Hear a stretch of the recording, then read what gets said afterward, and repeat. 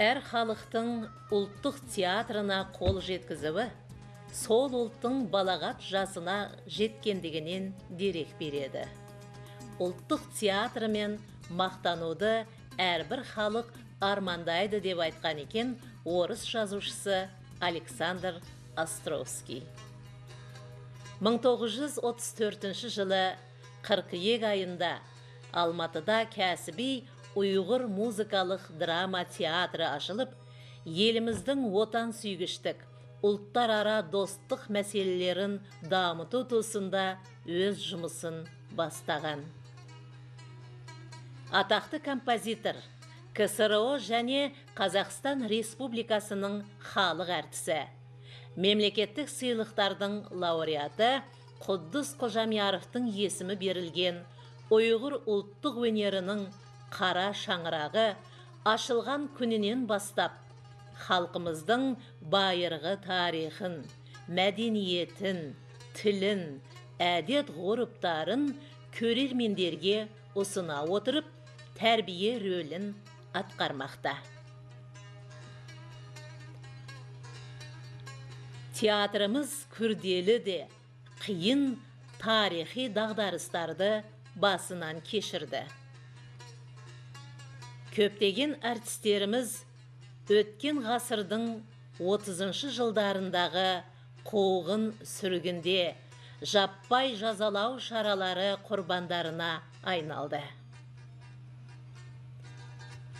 Сондай-ақ театрымыздан барлығы болып 57 артист солдаттар қолына қару алып, Ұлы Отан соғысына аттанған болса, олардың басым көпшілігі соғыс майданында жан тапсырды және мүгедек болып қайта оралды. Сол бір кеңес адамдары үшін қиын жылдар кезеңінде соғысқа қатыспаса да, барлығы майдан үшін, барлығы жеңіс үшін деп тылда қалып, әйел өнерпаздарымыз сахнада ерлер рөлін сомдап, театрымызды сақтап қалуға бар күшін жұмсаған. 1967 жылдан бастап театрымыз ұйғыр музыкалық комедия театры деп аталды.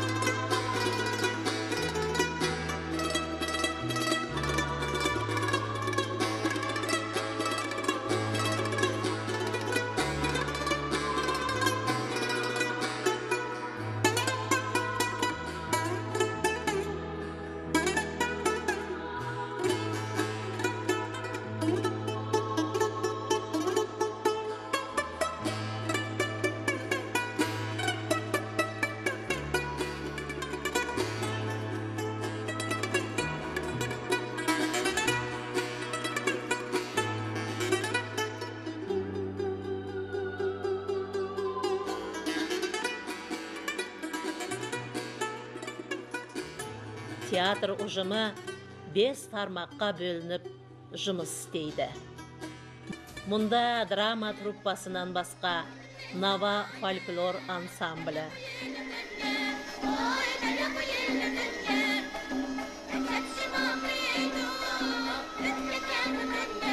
Яшлық тобы,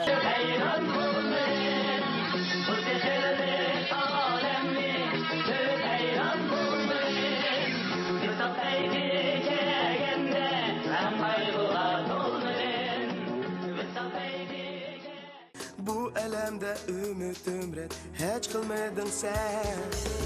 Ana işendin sözünge. Bir ev dedemni özenge. Ruxsara bi ansambli.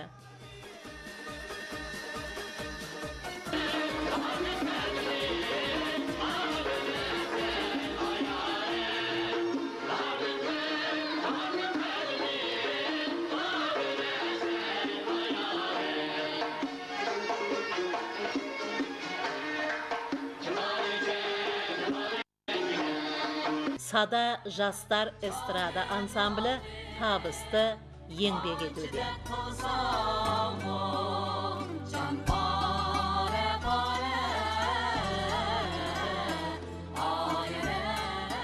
Сексен жыл театр репертуары жаңа қойылымдармен молая түсті.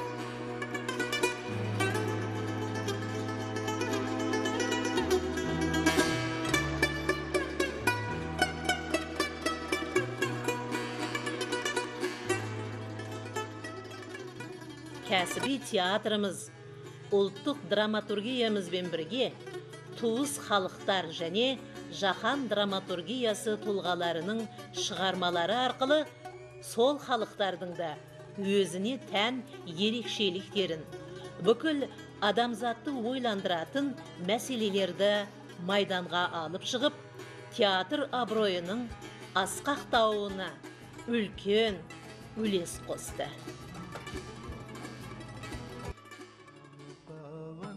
एक ओंकार सत सत ये हरि नाम पावन एक ओंकार सत सत हरि ओम तत्सत हरि ओम तत्सत ये हरि नाम पावन एक ओंकार सत सत ये हरि नाम पावन एक ओंकार सत सत ये हरि नाम पावन एक ओंकार सत सत ये हरि नाम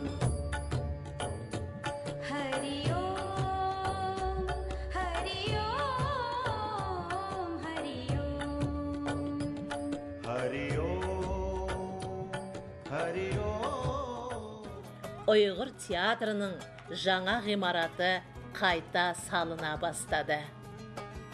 Театр ұжымының қаншама буыны армандап кеткен бұл тамаша ғимараттың салынуы үшін 1994 жылы президентіміз Нұрсұлтан Назарбаев республикамыздың қаражат, экономика және мәдениет министрліктерінің мүмкіндігіне қарай ұйғыр театр құрылысын ақшамен қамтамасыз ету бұйрығын берді.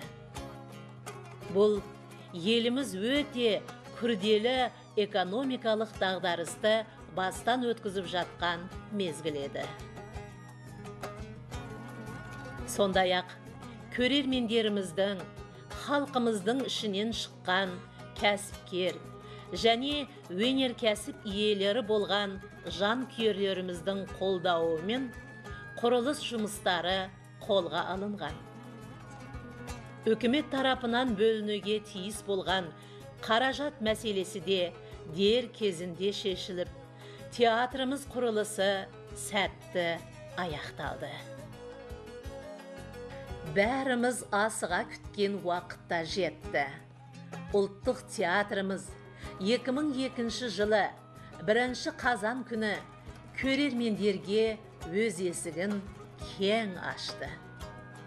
Ол күн біз театр ұжымы үшін ғана емес, бүкіл қазақстандық ұйғырлардың өміріндегі ұмытылмас тарихи уақиға негізінде мәңгі есте қалатыны сөзсіз.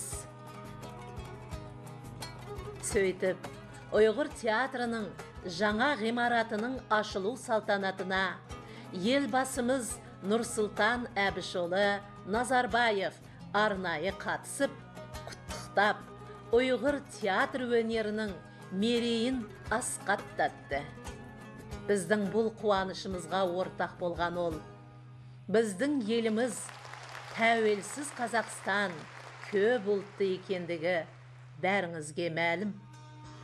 Оның ішінде қазақ пен ұйғыр тамыры бір түрки халық.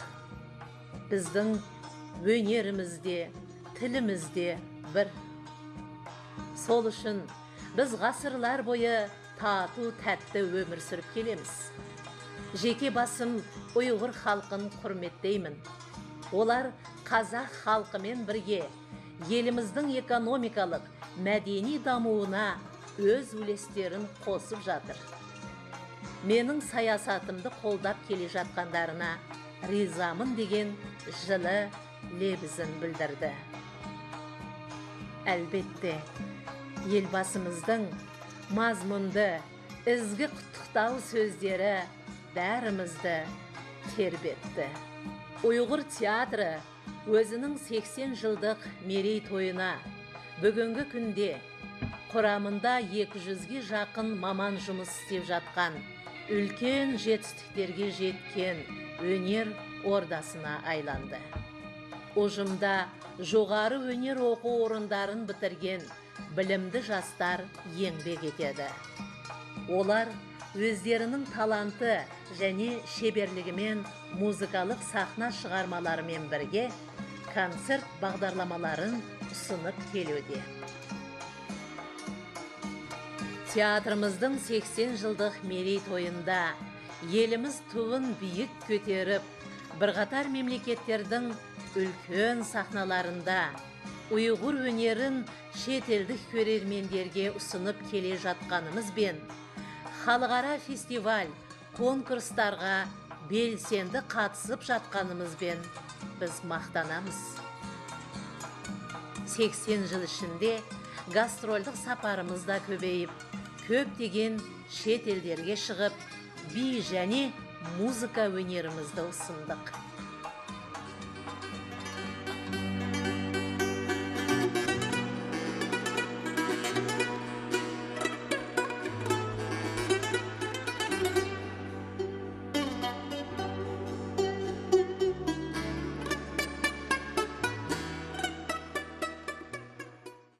Театрымыздың бірнеше өнерпаздары Қазақстан халық әртісі, Қазақстан Республикасына еңбек сіңірген әртіс, Қазақстан Республикасына еңбек сіңірген қайраткер деген жоғары атақ, орден, медальдармен марапатталды.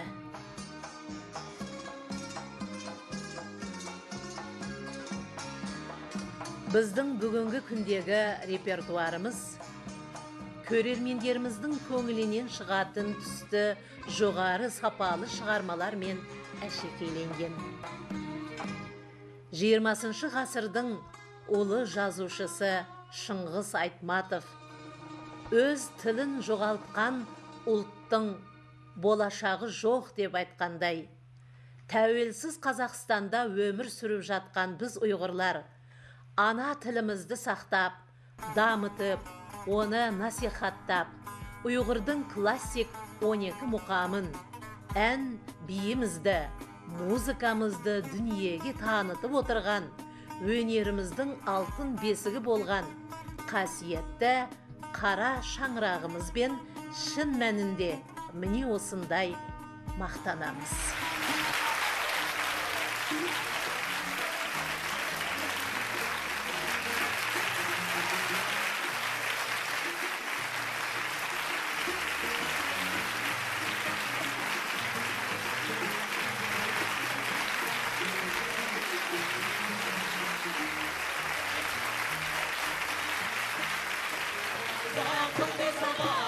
Şan edip